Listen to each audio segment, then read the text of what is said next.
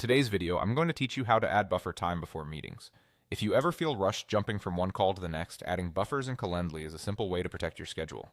Buffers give you breathing room to prepare, wrap up notes, grab a glass of water, or just reset your focus without changing the actual length of your meetings. Here's how to do it.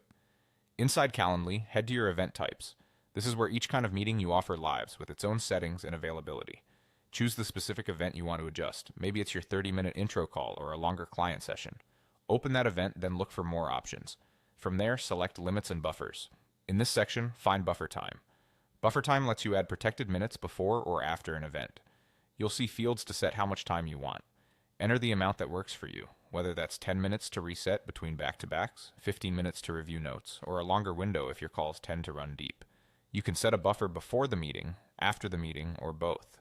The buffer doesn't shorten your event's duration. Instead, it blocks out that additional time on either side so no one can book too close to your meeting. A few helpful tips as you choose your settings. Think about your typical workflow. If you need prep time, set a buffer before. If follow-up and documentation matter more, add time after. If you want a smoother day overall, use both. Remember, these settings apply per event type, so pick the one you need and tailor it there. If you offer multiple event types, repeat the same adjustment in each one you want to protect. Once your buffer is set, your availability will automatically update to account for those protected minutes.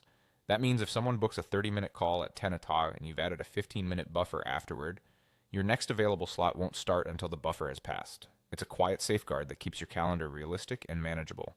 If your needs change later, maybe your meeting prep gets shorter or you want to build in more breathing room, just return to the same place. Event types, select the event, more options, limits and buffers, and adjust buffer time. And that's it. With a couple of quick changes, you'll prevent back-to-back bookings and give yourself the time you need to show up prepared and present for every meeting.